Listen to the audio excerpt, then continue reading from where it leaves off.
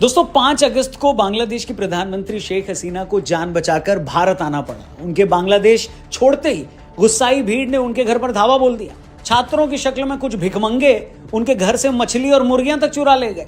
जिहादियों की इस भीड़ ने शेख हसीना के अंडरगारमेंट्स को भी हाथ में लेकर उसे भी हवा में लहराया। शेख हसीना के देश छोड़ते ही पूरे बांग्लादेश में हिंदुओं पर हमले की बाढ़ आ गई। हिंदुओं पर अब तक 100 से ज्यादा हमले हो चुके हैं। सोशल मीडिया पर कई ऐसे वीडियोस वायरल हो रहे हैं जहां हिंदुओं के घर पर हमले किए जा रहे हैं, उनके घरों को आग लगाई जा रही है, कई जगह मंदिर तक फूंक दिए गए। इस बात की पूरी पॉसिबिलिटी है कि शेख दोस्तों वेलकम टू माय चैनल, ऐसे नहीं कहना चाहिए जी। तो आज जो आप लोग जब शुरुआत हुआ था तो आप लोगों ने वीडियो में देखा कि कैसे जब शेख हसीना का जो पलायन किया शेख हसीना ने, मतलब पहले इंडिया आई, इंडिया से फिर वो पता नहीं लंदन गई, उसको कैसे एक हिंदू मुसलमान का एंगल दिया है आरजे रौनक ने।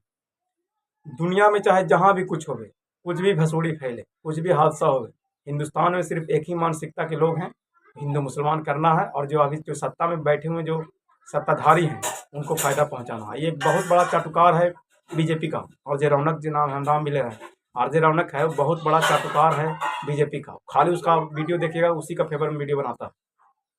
हमारा कहने का मतलब ये है कि जो सही है सही कहिए, और जो गलत है उसको गलत कहिए। अभी हम तो ये नहीं जाना है कि बांग्लादेश में क्या हुआ, दूसरा के घर में क्या हो रहा है, हम लोग को पता है नहीं पता है। जब तक आप वहाँ नहीं जाइएगा, जब तक आप वहाँ के अंदरूनी चीज़ नहीं जानिएगा, आपको कुछ नहीं पता है कि वहाँ के आवाम को क्या परेशानी हुआ, क्यों शेख हसीना ने वहाँ से उसको भगाने का प्लान हुआ है, कैसे वो भागी है, क्या मजबूरी रही होगी। वो कुछ दिन के बाद पता चला, या बड़े बड़े जो मीडिया वाले हैं वहाँ से जाकर पूछताछ करेगा तब। और वहाँ का ऐसी भी मीडिया बहुत ही निचला स्तर पर है। ये भी कहा गया कि वहाँ के मीडिया पर ज़्यादा कसनी था सरकार का कि कुछ सही नहीं दिखा सकता, और सिर्फ खाली उसको सरकार का मतलब कि चटुकारिता करना, ऐसा है। तो ये बहुत सालों से, 10 सालों से हमारा भी मीडिया गुलाम हो चुका है, तो वहाँ के भी मीडिया गुलाम था। तो वहाँ की जनता की क्या परेशानी हुआ, किस चीज़ के बारे में वहाँ की जनता उग्र हुए, इसको हम ये नहीं कह सकते हैं कि ये दिक्कत है, ये दिक्कत। हाँ, ये जानते हैं कि विपक्ष वाले लोग इसके साथ में थे, जो प्रोटेस्टर थे। वो हर आदमी वैसे होता है, जहाँ भी सत्ता को हटाना होता है तो विपक्ष उसका साथ देता है जो प्रोटेस्ट करते हैं। अभी हाल में देखिए अन्ना हजारे जब यहाँ हिंदुस्तान में प्रोटेस्ट कर रहे थे तो उसका मेन साथ दे रहा था बीजेपी, जब कांग्रेस सत्ता में थी। लेकिन वैसे ही अभी तक फार्मर वाला जब यहाँ पर जब प्रोटेस्ट कर रहे थे तो उसका मेन साथ दे रहा था विपक्ष वाले लोग, क्योंकि यहाँ पर बीजेपी था। अब बीजेपी उसका बहिष्कार कर रहा था। बहुत सारे उसको खालिस्तानी फार्मर का भी, ये जो अजय रौनक है, ये भी फार्मर को खालिस्तानी बताया, बोला कि खालिस्तानी लोग तो उसमें घुसे होते, खालिस्तानी झंडा फहरा रहा था। बहुत सारी ऐसी बातें हैं। और ये हमारा जो छोटू है, ये भी बहुत मेन लड़का है, इसको भी ज़रा देखिएगा, समझें। और हमारी बातों से अगर आप सहमत हैं तो इस वीडियो को लाइक शेयर करते रहिएगा, क्योंकि हम बहुत ही मेहनत से बता रहे हैं। वीडियो जी जरा कह दीजिए आप भी लाइक कर देना। हाँ, देखिए इसको लाइक। हम टॉपिक पर वापस, लाइक कर देना। ठीक, टॉपिक पर अरे मैं तो बच्चा हूँ, मेरा वीडियो लाइक कर देना। अरे टॉपिक पर वापस आते हैं कि आरजे रौनक जो ऐसे लोग हैं, जो ऐसे बहुत सारे यूट्यूब पर ऐसे लोग हैं जो इस एंगल को भी हिंदू मुसलमान करना चाहते हैं। तो ऐसा नहीं करें। वहाँ के लोगों को क्या परेशानी हुआ, हो सकता है महंगाई के कारण होगा, जैसे यहाँ भी हम लोग जूझ रहे हैं।